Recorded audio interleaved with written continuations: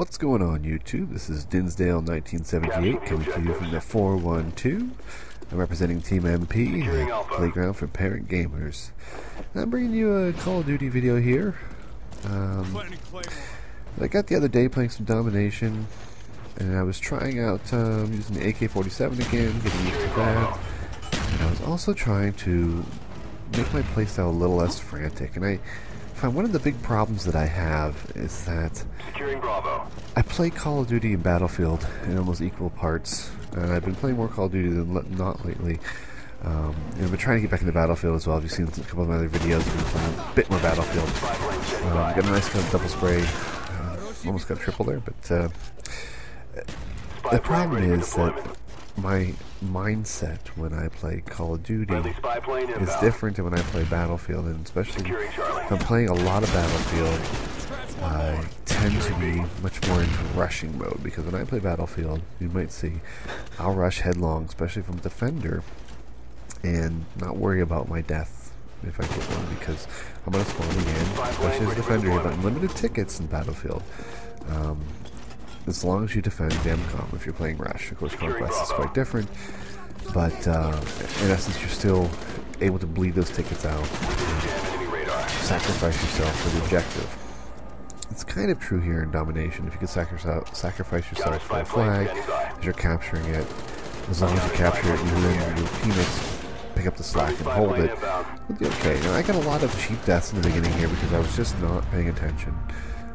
Nice little python kill there, I think, but I really need to slow down, start using corners, start using, just my gun skills that I have a little bit of, to win me some battles and to set up some positions here, because I didn't necessarily take my time. I was running out in the open, I was running out in areas, and here's a perfect example where I get shot from the side because I'm concentrating on a window when I should have just been watching that alleyway, watching that roadway.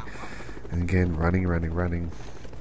And it's not until near the end of the match I really start picking it up and putting some kill streaks together and just running rampant here. But again, there's differences between Call of Duty and Battlefield. One of the big ones, obviously, people are always going to mention are kill streaks. Battlefield doesn't have kill streaks, and that's okay, because you don't really need them in Battlefield. The way the game is structured, the way the game types are structured, kill streaks are not necessary, because you have vehicles at your ready, which are similar to the kill streaks here and Call of Duty, but you also have classes which make it for some of those kill streaks. So as long as your team is put together in a very balanced way, you'll be able to make up for the lack of kill streaks in a game like that. Now, I know in Medal of Honor, they, in my opinion, experimented with what kill streaks would mean for a Battlefield-style game, and I think they learned that it imbalances things and creates a situation where camping is much more prevalent.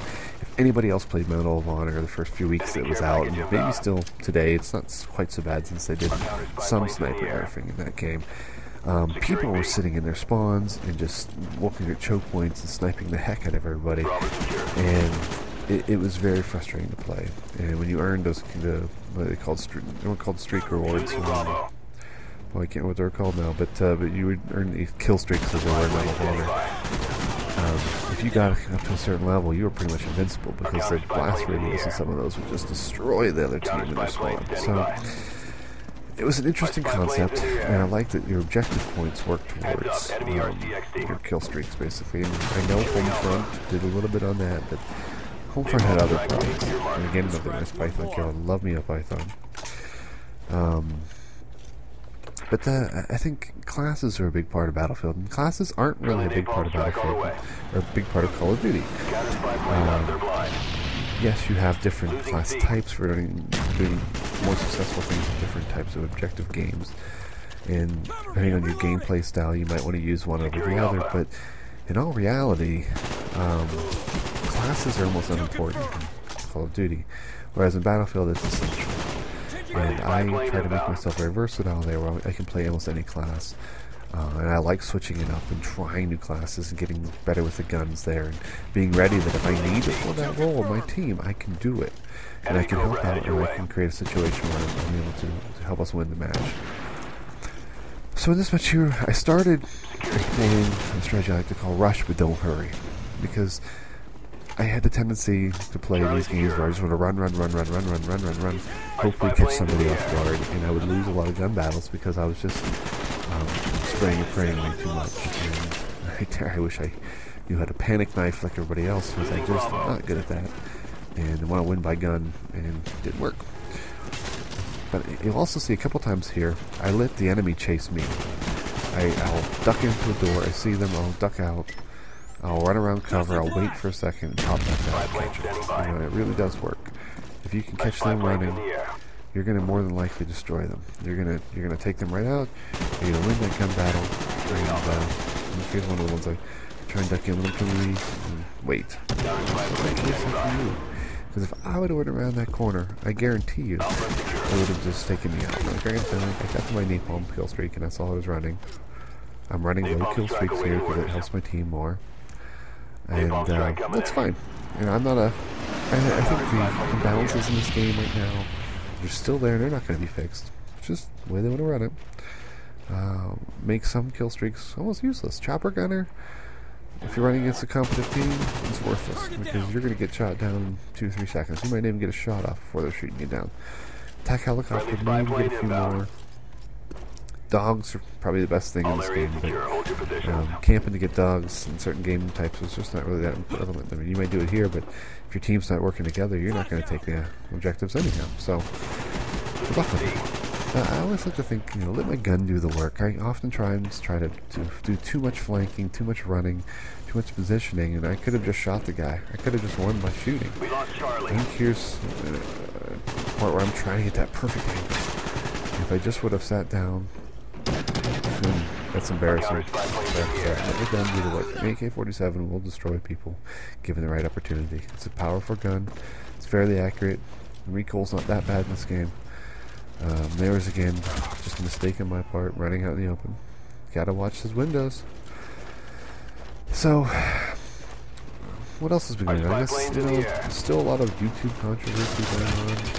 A lot of the Alki David fallout. People talking about bumping videos. Supposedly DJ Keemstar is set to release a video tonight about White Boy 7-3 to just break his soul. From what I'm hearing, it's just going to destroy him as a commentator. Well, I guess if they're going to run your channels that way, then have fun playing your little games.